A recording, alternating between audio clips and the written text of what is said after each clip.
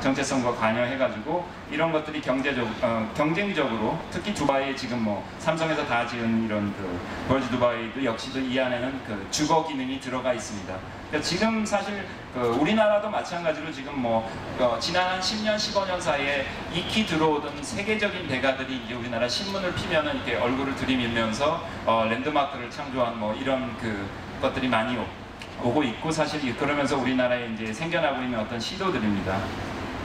제가 여기서 아직까지는 이렇게 좀 사실은 이렇게 value judgmental한 이런 말들을 안 할 좀 삼가할게요. 저희는 어찌됐건 이게 무슨 다윈은 아니지만 하나의 아파트라는 하나의 그 종자를 가지고서 좀 더 이렇게 그 넓은 컨텍스트에서 이해를 하면서 결과적으로는 안양이라는 이런 우리 만들어진 지금 그 환경 자체가 이런 글로벌한 컨텍스트에서 어떻게 생겨났는지를 좀 더 잘 이해하기 위한 뭐 그런 것이기도 하고 한 가지 그러면서 이제 한국의 예 같은 것들은 여러분들이 더 여기 또 잘 아시는 분들이 있으실 텐데 뭐 일제시대 때 일본을 통해 가지고 어떻게 보면은 비자발적으로 이제 일본 그 여기 주재원들을 위해서 생겨난 이런 아파트들이 있고요. 물론 일본은 또 독일 또는 영국이나 이런 데서 메이지 유신 때부터 해가지고 19세기 말부터 굉장히 적극적으로 모더니즘의 프로세스에 관여를 했기 때문에 그리고는 또 독일의 어떤 영향이 있는 그런 건물도 있고요. 그리고는 마포 아파트 같은 경우가 이제 굉장히 어떻게 보면 콜루지의 어떤 영향을 받았던 그런 것이라고 볼 수 있고요.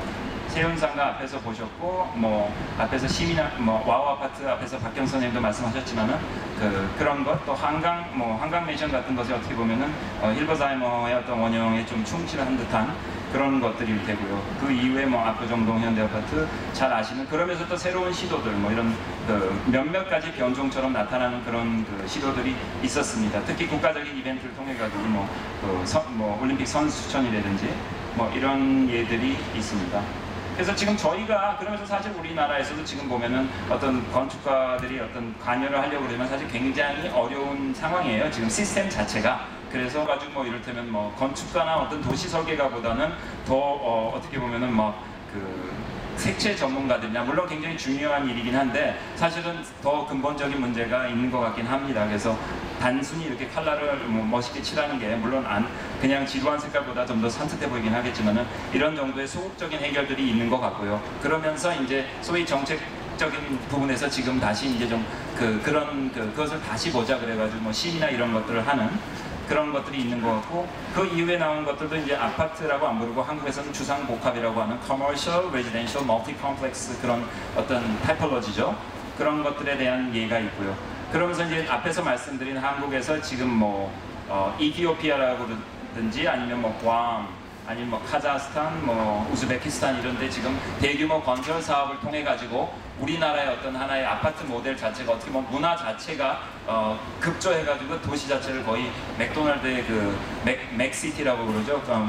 그런 방식으로 이렇게 우리나라 브랜드와 함께 특히 한류 바람을 타고 지금 이렇게 옮겨지고 있는 상황이거든요. 그래서 우리가 사실은 한편으로는 우리가 항상 주로 영향만 받고 피해만 받는다, 어떻게 보면 이렇게 당하는 입장이었다고 생각했는데 이제 뭔가 나가야 되는 입장이긴 한데 다시 한번 좀 저희가 이것도 좀 생각을 해봐야 되지 않는가. 우리나라 자체의 문제만은 아니고. 그래서 저희가 지금 사실은 굉장히 이게 방대해서 지금 이것도 나름대로는 고른 건데 지금 현재 그 아파트 유형 자체를 어떻게 보면 굉장히 물리적인 어떤 그런 밀도라든지 길이라든지 이것도 지금 뭐 제일 어떻게 보면 좀 긴 것부터 해서 아주 높은 것까지를 한번 나열해 본 거고 거기에는 어떤 형태나 이런 것들이 어떤 문화적인 상황이나 어떤 그 경제적인 상황이나 어떤 시대별의 어떤 그 임플리케이션들이 있을 겁니다. 뭐 그런 것들의 어떤 그런 쪽의 어떤 서베이가 저희 나름대로 좀 있을 예정이고요.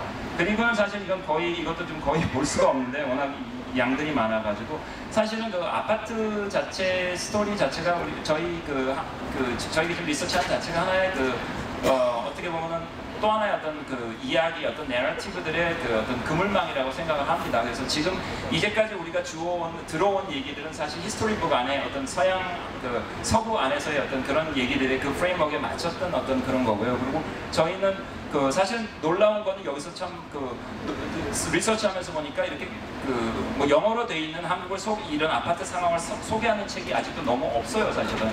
물론 외국에서 학자들이 와가지고 지금 뭐 아파트 공화국이라든지 이런 것들에 대해서 관심을 가지고 있고 그런 결과물들이 나오긴 했는데 그래서 저희는 어쨌든 저희 어떤 서울에서 지금 그러니까 안양에서 지금 한국의 지금 현재 시점에서 이것들을 좀 과거로 앞뒤로 살펴보고 안양 퍼블릭 아트 지금 이 현재 APAP 이벤트를 어떤 잘 활용을 해가지고 이걸 통해서 뭔가 또 다른 그 어떤 것들을 제시하려고 어떤 퍼블릭 아트의 어떤 영역 안에서 뭔가를 생각하고 있습니다. 그런데 어떻게 보면 라미로가 어떤 길을 통해 가지고 어떤 어떤 프로세스 자체라면 저희도 지금 이런 길을 가고 있는 거거든요. 나름대로의 실크로드를. 그래서 지금 사실은 좀 구체적인 생각들이 있긴 한데 아직까지는 지금 저기할 단계는 아닌 것 같고요. 이 정도입니다.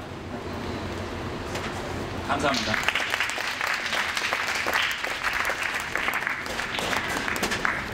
잠깐.